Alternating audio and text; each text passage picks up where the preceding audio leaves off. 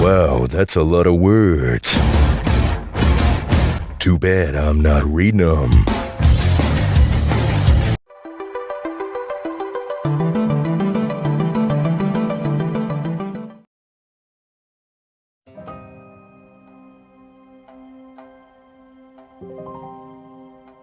First off, my heart goes out to Squid Shock Studios and every employee affected by the Humble Games layoffs. I'm not going to pretend I know everything about the situation and what restructuring entails, but I will say I don't give a fuck about corporations or companies. I care about people. Humble Games gets no sympathy from me. Dissolve for all I care. As for the people affected by this bullshit, I wish you the best. And kudos to Squid Shock for doubling down on their support for Bo Path of the Teal Lotus amid all this turmoil. You all are alright in my book. Now, let's talk about Bo, shall we? You play as Bo, a newly born spirit sent to Strange Garden in order to do something. Bo's objective isn't clear at first, but becomes apparent as the game progresses. Along his journey, Bo will meet all kinds of other spirits, most of which will be very condescending to our short king. So, we got ourselves a diminutive silent protagonist placed in a world with no clear objective in sight. Sounds a little like another game I may have played before. Bo proudly wears its inspiration on his sleeve, but truthfully, any comparisons to Hollow Knight are strictly superficial, as Bo quickly carves an identity of his own, especially with how very Japanese it is. Don't believe me? Then stick around and find out all there is to know about Bo. Combat. Combat in Bo is simplistic yet engaging and interesting. Bo's ground game's pretty lackluster. He has a staff he can whack you with, but he doesn't have any combos or special moves. If you really want to do some tricky moves and get some hits in, then you'll need to focus on your air game. If I had to describe Bo's combat in as few words as possible, I'd say it's the Messenger on crack. For those of you who've played The Messenger, you might recall the cloud step technique, where the protagonist can earn an extra jump after hitting something while airborne. Bo can do this too, but much more easily. Unlike The Messenger, Bo can smack enemies in all four cardinal directions, including down or south, giving him everyone's favorite mechanic, the pogo. Hitting something while airborne gives Bo Teal aura, indicating that he's earned an extra jump. And as long as you're in the air whacking things, this can lead to some pretty cool and fun fights, especially against the game's bosses. Bosses are a ton of fun to fight. Except for the final boss, but I'll leave him for the spoilers section. I can honestly say I enjoyed fighting nearly every single boss in this game. They weren't too challenging, and they were always engaging, meaning they kept me on my toes. They did this by creating amazing aerial combat sequences where you can move all around the screen while bopping them on the head or smacking around ads or deflecting yourself off their projectiles. The dog fights with these bosses always felt great once you got the hang of it and left you feeling like a real badass after pulling off some sick moves. Aerial combat also builds up your combo meter on the left of the screen. Once this meter's full, your tea starts to boil. Oh, Bo gets a tea kettle early in his adventure that essentially works like the soul meter in Hollow Knight. Inspiration on its sleeve, remember? Anyway, once it starts boiling, Bo can get all kinds of perks, depending on the Omamori he has equipped. Omamori are like, surprise surprise, Hollow Knight's charms, but more on them in the progression section. For now, what you need to know is that boiling is a state you want to be in, and you get there by being good at aerial combos. Something else boiling affects are these things called Daruma dolls. These are like your magic spells. You have to find or buy the dolls, you can equip one doll at a time, and you can swap them anytime during gameplay for some added strategy. After you give your doll a second eye, more on this in the progression section, you can then open their third eye if you use a doll while in a boiling state. And as you can imagine, the more eyes a doll has, the stronger they are. And, of course, Bo can simply drink the tea to recover his health. Every time he hits an opponent, he gets 1 level of tea. 5 levels of tea can be supped for 1 petal of health, and 3 levels of tea are needed to activate a doll. Doll activation cost may vary depending on the doll you use, but I wouldn't know because I really didn't use the dolls that much. I stuck with the beginning doll the entire game. I'm basic like that. The final combat maneuver at Bo's disposal is the bat. This one's a little more situational, but it's used a ton throughout the game. Essentially, if a teal object or projectile is in your way, you can smack it back using the bat. Hold the bat button while near a battable object slows down time temporarily, allowing you to aim. And releasing the button smacks the object in your chosen direction. This mechanic is used for a lot of puzzles, but is also incredibly helpful during boss encounters. Also, it's just a whole lot of fun to use. And that's it for combat.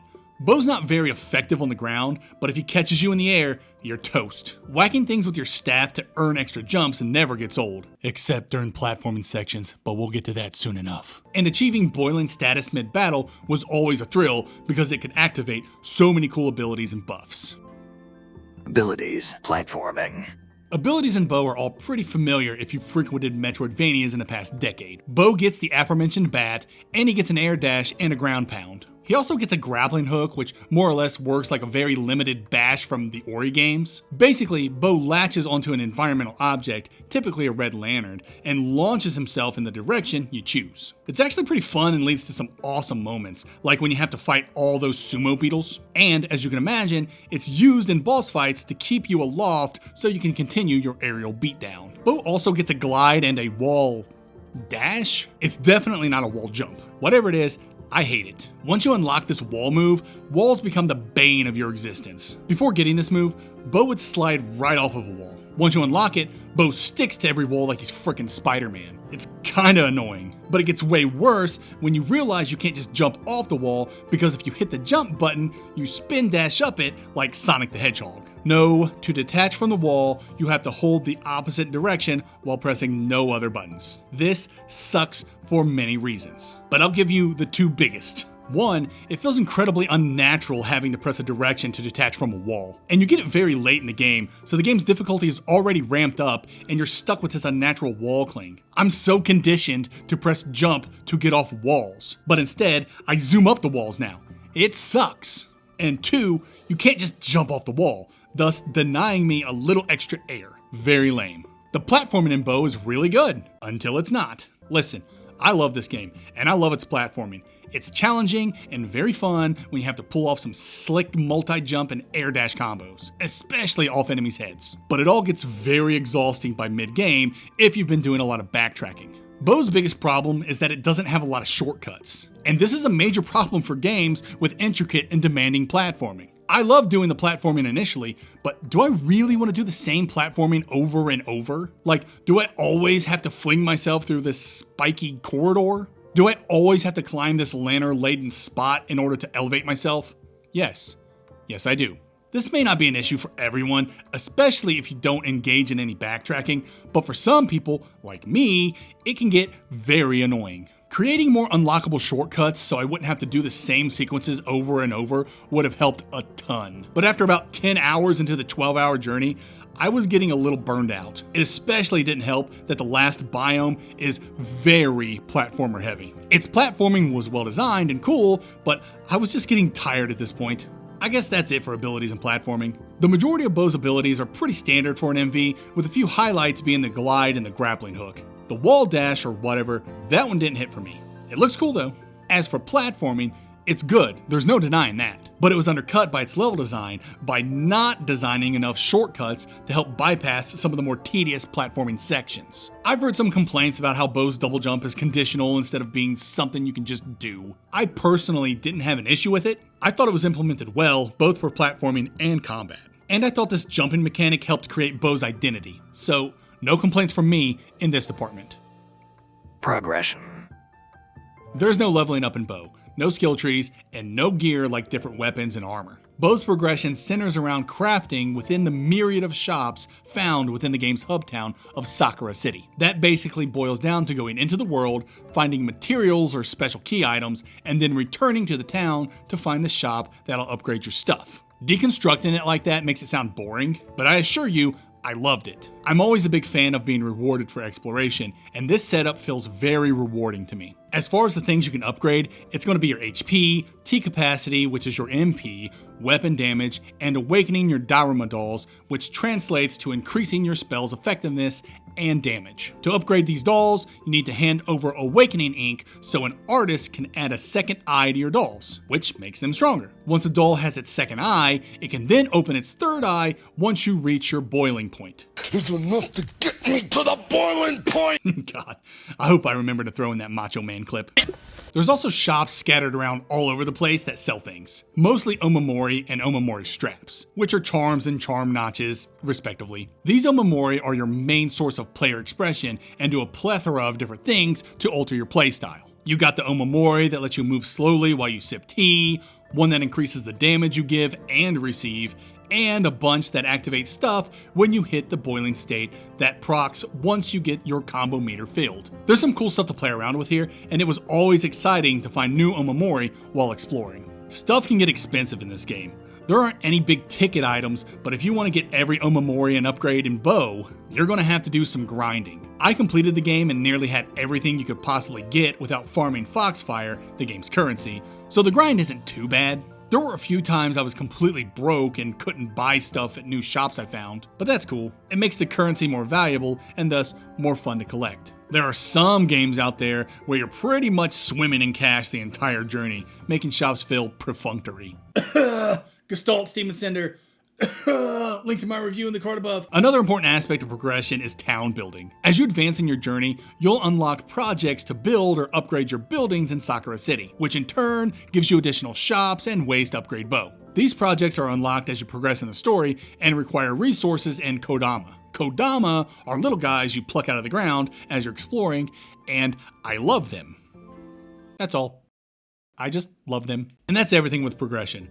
No leveling or skill trees or gear, but lots of player expression with omamori. Upgrading stats and buildings requires you to find crafting materials out in the wild, and of course, Foxfire, the game's currency, is also needed. Exploration.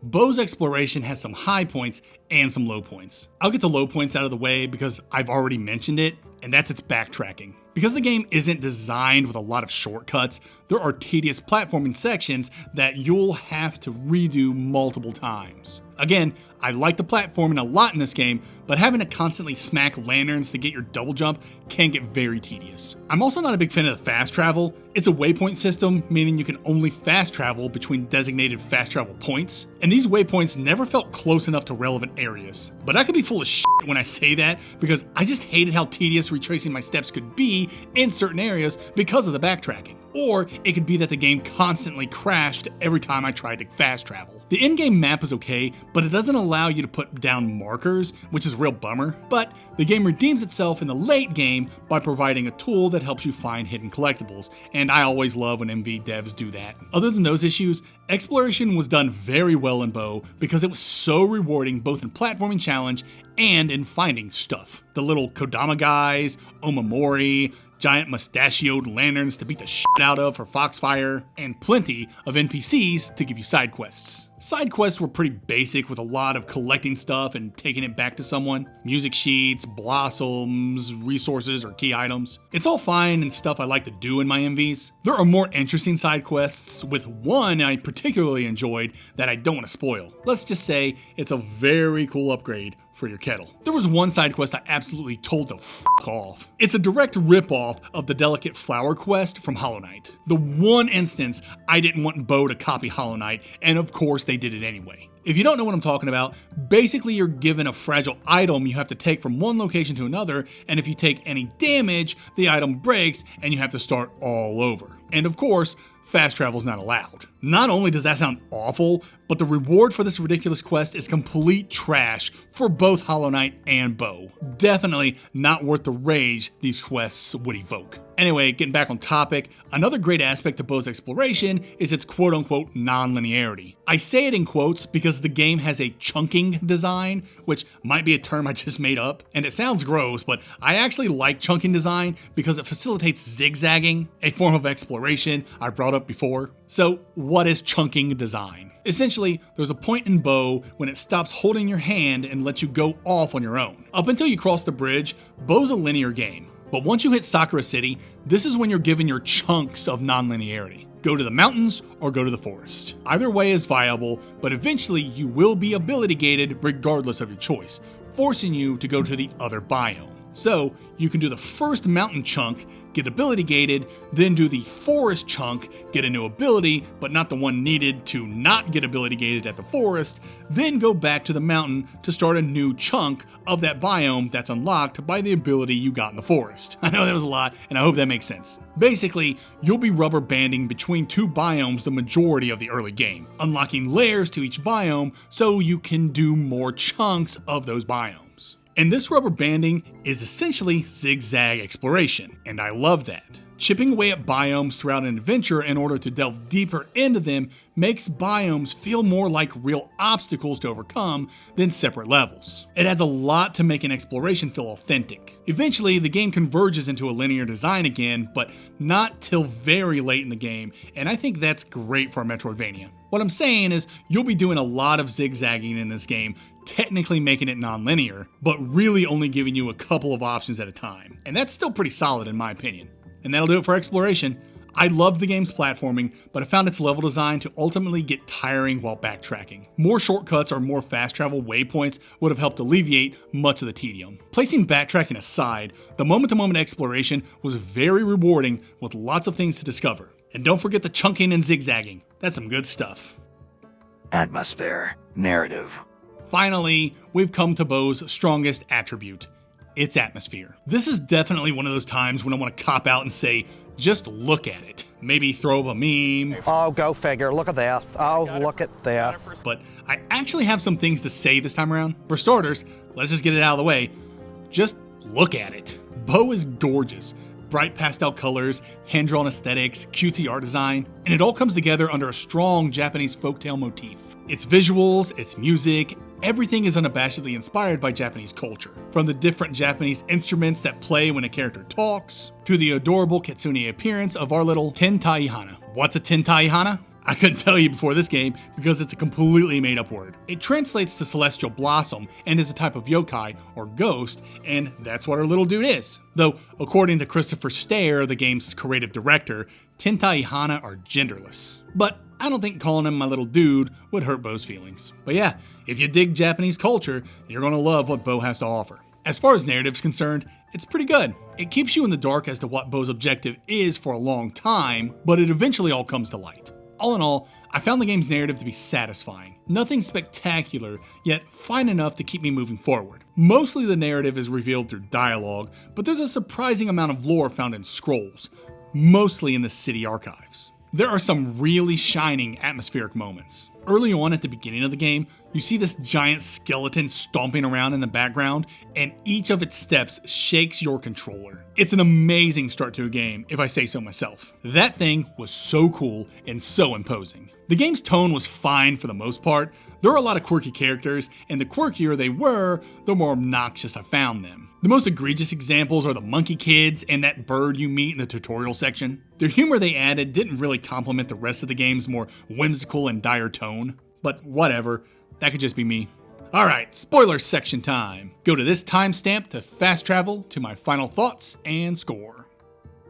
Spoilers.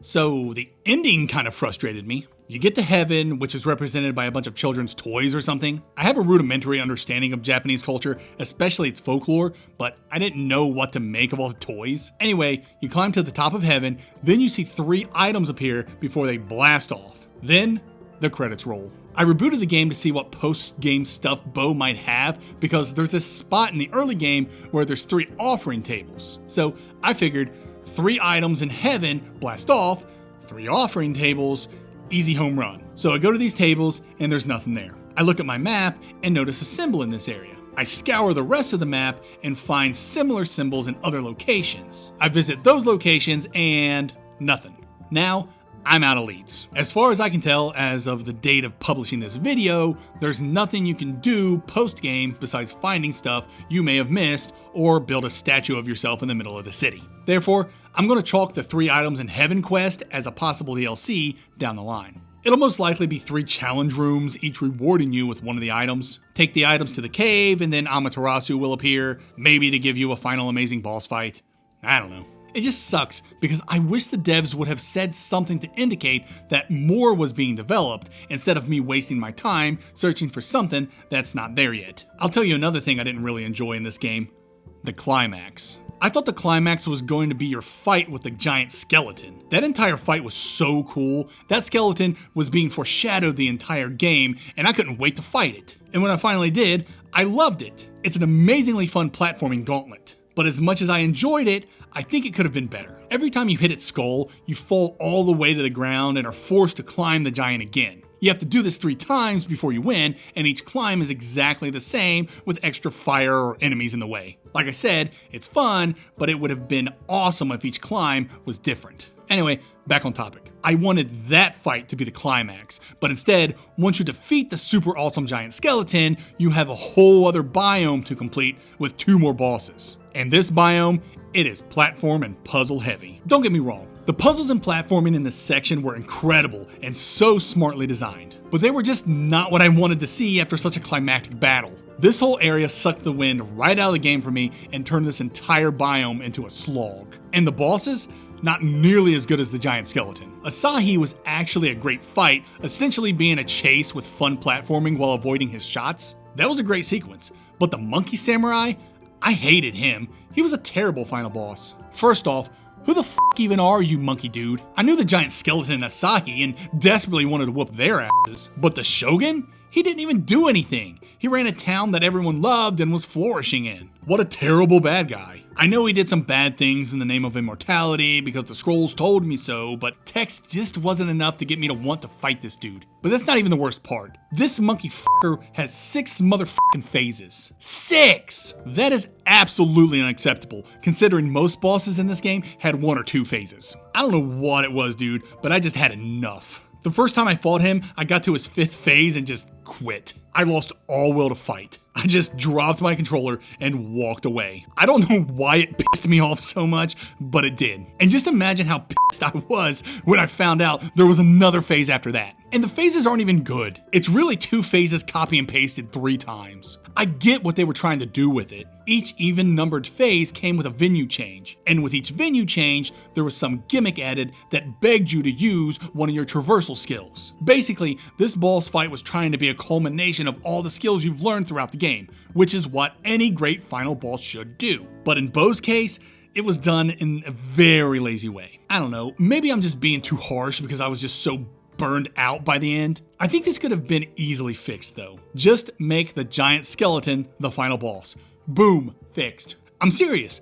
Go into the castle before the giant skeleton arrives. Maybe you have to storm it and the Sakura samurai have to stop you. This would add another enemy type and extra tension. Then you go through the final biome, solving puzzles and whatnot. You take out Asahi and Monkey Man, and right as you're about to take out the conduit, the giant skeleton appears. And because the giant skeleton boss is basically a platforming gauntlet, it's the perfect culmination of all the skills you have obtained in your journey. Anyway, you slay the giant skeleton, he falls into the conduit, and voila, a winner is you. Is my solution perfect?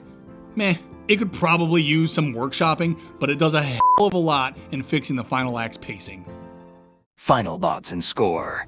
Bo, Path of the Teal Lotus is a good Metroidvania that may take a little too much inspiration from its contemporaries. Yet, it manages to create an identity all its own thanks to its unique aerial combat mechanics and richly designed atmosphere. The game's stunning Japanese folklore-inspired visuals and music add so much charm to the experience. And the creative liberties the devs took to tell their own tale is as impressive as it is seamless. While platforming is initially enjoyable, it can become tedious due to repetitive backtracking and limited shortcuts. But despite its minor flaws, Bo Path of the Teal Lotus delivers an engaging experience with its blend of combat, platforming, and exploration. I award Bo Path of the Teal Lotus an 8 out of 10. Tier placement. Bo Path of the Teal Lotus really is a good Metroidvania. I did get burned out in the end due to the tedious platforming while backtracking and the final act's pacing, but that doesn't diminish how great of an MV it is. I loved its aerial combat and found its exploration highly rewarding. Because its MV aspects are equal parts good to great, Bo Path of the Teal Lotus has earned its spot in the B tier. High B tier is perfect for a little dude who likes to fly so high.